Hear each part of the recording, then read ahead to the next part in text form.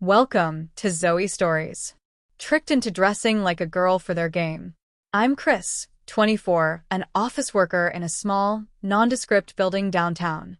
Life, for the most part, had always been predictable. My routine was straightforward. Wake up, grab coffee, head to work, deal with clients, go home, rinse and repeat.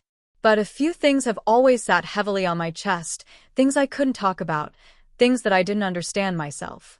Growing up, I was always a little different. Not in the obvious ways, at least I thought so, but in the ways that didn't always make sense. A part of me was curious about things I wasn't supposed to be curious about, like fashion, makeup, and the idea of presenting myself differently. It wasn't until I moved away for college that I first played with the idea of dressing up, just a quick try-on of my sister's clothes when she was away at school. It felt wrong at first, but then, something inside me flickered to life. The real problem came in the form of Kelly, my work colleague. Kelly was loud, outgoing, and never afraid of a challenge. She'd often joke about my boring life and try to pull me out of my shell. I liked her, maybe a little too much for my own comfort, but I chalked it up to the fact that she was, in her own way, a bit of a mystery to me. One Thursday, Kelly made an offhand comment during a lunch break, her voice laced with playful mischief. "You know, Chris, you'd make a killer woman for Halloween. You've got the legs for it." The comment hung in the air, and for a moment, I didn't know whether to laugh it off or freeze. But she kept going, eyes glinting with excitement. "Why don't you do it? I dare you." It seemed harmless, right? It was just a joke, after all. But I knew there was more to it than that. It wasn't just about a costume. There was something about the dare that struck a nerve in me. What if this was my chance to explore the side of me I'd buried for so long? Kelly's words echoed in my mind for days. You'd make a killer woman for Halloween? It should have been easy to laugh off, to dismiss as one of Kelly's usual ridiculous comments. But something about it stuck with me, gnawing at the edges of my thoughts. It wasn't just the dare, it was the idea behind it. Could I really do it? Could I step out of the comfort zone I'd built for myself and actually dress as a woman? It seemed so simple in theory, yet every fiber of my being felt tangled in hesitation. I'd thought about dressing up before, but it always felt like something forbidden, a side of myself I wasn't allowed to explore, not even in the safety of my own space. But this was different. Kelly wasn't just suggesting I try it for a laugh. There was something in her voice, a challenge, an invitation to step into an unfamiliar world. It was as though she could see something in me that I couldn't even recognize in myself. But the fear was real. What if I looked ridiculous? What if people noticed, laughed, judged? I could already picture it. The snickers, the stares, the awkward silences. And then there was the part of me that wondered if I even wanted to push those boundaries. What if this was more than just a costume? What if the feelings I had when I dressed up weren't just fleeting whims, but something deeper, something I'd have to face? The more I thought about it, the more I felt like I was being pulled in two directions. On one hand, the idea of trying something new, of stepping into a new identity, excited me. But on the other hand, I feared what it would do to my relationships, my job, my self-image. The stakes were high. If I did this, it wouldn't just be about a costume. It would be about confronting parts of myself I wasn't ready to face. Could I really take that step? And what would it mean for me, for Kelly, for everyone around me? The internal war raged on, each side of me vying for control. Every time I considered it, I felt a rush of adrenaline, but it was always followed by waves of doubt and fear. I knew this wasn't just about dressing up anymore. It was about deciding who I was, who I could be, and whether I had the courage to embrace it. The days following Kelly's dare were a blur, a fog of uncertainty that clouded my every thought. I couldn't shake the image of myself in a dress, walking through the crowd, or worse, being the subject of cruel jokes. And yet, the idea of backing out, of turning down Kelly's challenge, felt like a defeat, as though I were running away from something important. I tried to talk myself out of it, tried to bury the thought beneath the weight of my responsibilities, but it wouldn't let go. It clung to me, an itch beneath my skin. I needed an answer, something to break the tension, to make the decision easier. So I went to my best friend, Jacob, hoping he could talk some sense into me. I don't know, Man, I started, leaning against the side of his car. I don't want to look stupid, you know? And I'm not sure if I even want to do it, but there's something in me that's kind of curious about how it would feel. Jacob raised an eyebrow. Are we talking about wearing a dress, or are you talking about something deeper? I shifted uncomfortably. His question lingered in the air. He could always read me too well. It's not just about the dress, I admitted, running a hand through my hair. It's like a part of me is wondering what it would be like to be someone else for a day. I don't know if that makes sense. Jacob didn't immediately respond, just stared at me for a long moment, his eyes searching mine. Finally, he spoke, his voice softer than usual. It makes sense. But you know there's no going back once you do it, right? You'll either find out something new about yourself or you'll regret it. His words hit harder than I expected. What if I did regret it? What if, once I stepped into that new version of myself, I couldn't escape the person I became? What would that mean for my life, for my relationships? Later that night, as I lay in bed, I felt the weight of my decision closing in on me. The fear was suffocating. What if I lost everything? What if Kelly didn't like me once she saw me in the dress? And then there was the nagging fear that maybe, just maybe, I didn't need this challenge to be happy. Maybe I was fine the way I was. Just when I thought I was ready to back out, a message pinged on my phone. It was from Kelly. Are you in, or are you gonna back out? You said you'd do it. Don't leave me hanging.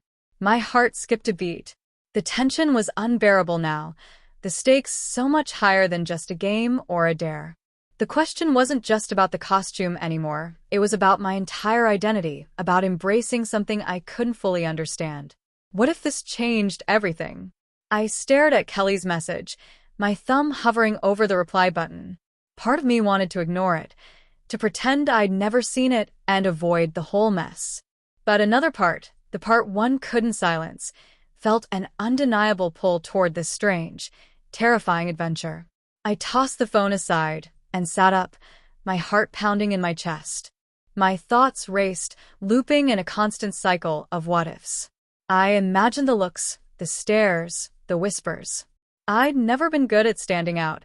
Hell, I'd spent most of my life avoiding attention. But what if this was the chance to break free from all those rules I'd built for myself? What if, for once, I didn't worry about what others thought? The more I thought about it, the more I realized it wasn't just about the dare anymore. It wasn't about wearing a dress or playing a role for a day. It was about something deeper, something I'd kept buried for far too long. Maybe this was the moment I needed to figure out who I really was. Maybe it was the start of something bigger. I took a deep breath and reached for my phone. My fingers shook as I typed out a response. I'm in. The second I hit send, a wave of panic hit me, but it was too late. I had made my decision. There was no turning back now. I imagined what it would feel like to slip into that new identity. Who would I become when I dressed like someone else? How would it change me? How would it change everything? I wasn't sure I was ready for the consequences of this decision, but there was no denying that it was already too late to stop. This journey had started, and now there was no turning back. The moment I stepped into Kelly's apartment, I was already feeling the weight of my decision. The bags under my eyes were proof of my restless night, spent tossing and turning, wondering what the hell I was doing. But now, standing in front of her, I had no choice but to follow through. Are you ready? She asked, her voice light but with an undercurrent of excitement. I nodded, though I wasn't sure what I was ready for. She led me to the bathroom, where the clothes lay on the counter, laid out neatly, too neatly, as if they'd been waiting for me. The soft fabric of the dress seemed to mock me, and I couldn't help but feel a tight knot in my stomach. The dress was a soft pastel pink, with delicate lace along the hem.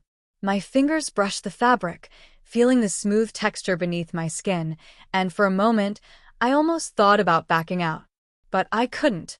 Not now.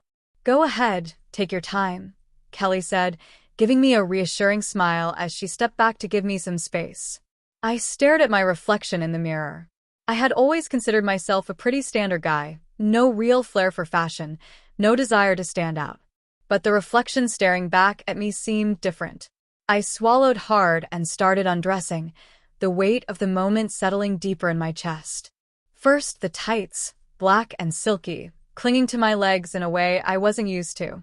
My skin felt exposed, vulnerable. I couldn't ignore the strange tingle that spread through my body as I pulled them on. Then came the dress. As it slid over my head, I felt the fabric settle against my body, hugging me in places I wasn't prepared for. My mind raced. What was I doing? I could feel the cool air against my bare arms, the lace tickling the nape of my neck.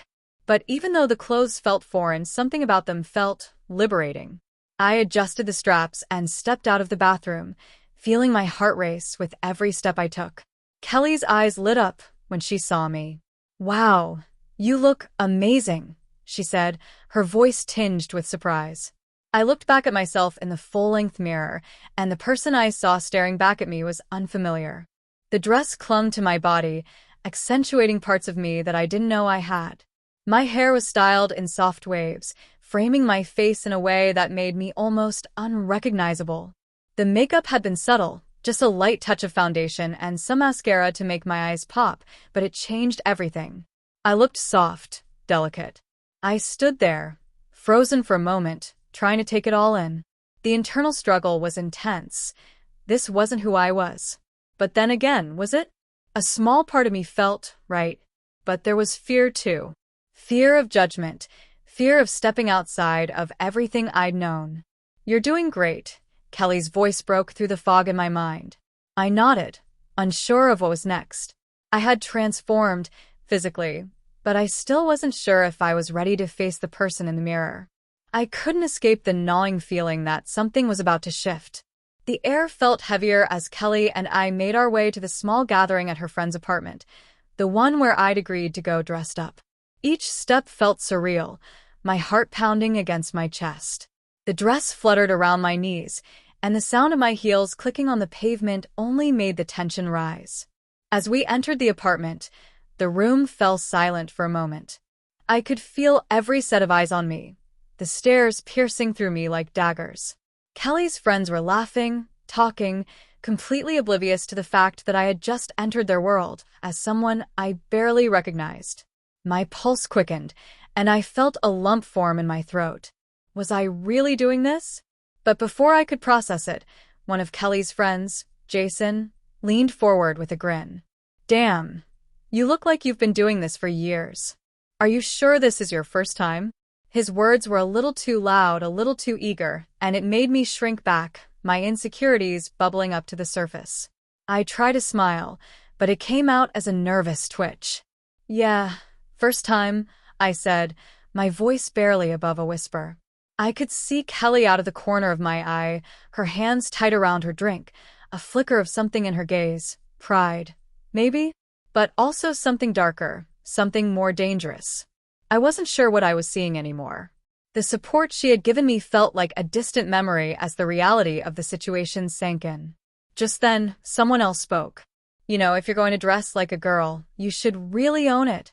It was a voice I didn't recognize, one that had come from the back of the room. I turned around to find another of Kelly's friends, his eyes scanning me in a way that made me feel even more exposed. My chest tightened. They weren't just seeing me, they were seeing her. I wasn't me anymore, was I? A deep, unsettling realization gripped me. This wasn't just a costume. The question hung in the air, heavy and suffocating. Who was I really? Underneath the dress, underneath the makeup? I wanted to run, to tear it all off and hide.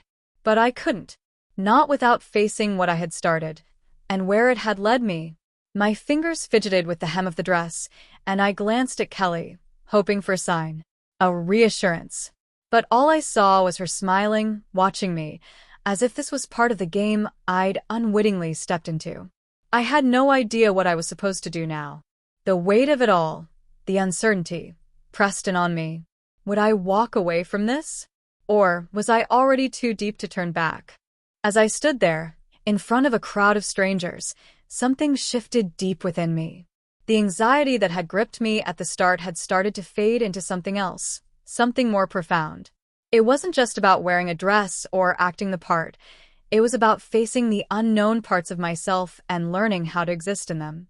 I wasn't sure where the line was between playing the part and becoming it, but at that moment, it didn't matter. What mattered was that I was still standing, still breathing, despite every ounce of doubt I'd carried in. Kelly's grin, her unwavering gaze, was like a silent affirmation. I could see now that this wasn't about a bet or a joke. It was about pushing me to see something I hadn't wanted to confront. The vulnerability I had feared had become my strength. The more I allowed myself to embrace this new identity, even if only for tonight, the more I understood that I didn't need to conform to anyone's expectations of who I should be. I had learned that I could be more than one thing at a time, that I didn't have to hide every part of myself to please others, or even to please myself. And maybe, just maybe, the more I let go of those rigid ideas of who I was supposed to be, the more I discover about who I really could be. As the night wore on, I felt less like a character in a game and more like someone finding their way.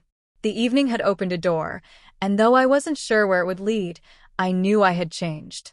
I wasn't afraid of the journey ahead. Whatever it was, I was ready. Thank you for joining us on another captivating journey through Zoe's stories. Remember to hit that subscribe button and turn on notifications so you never miss a tale. Until next time, keep exploring, keep imagining, and keep believing in the magic of storytelling. See you in the next chapter.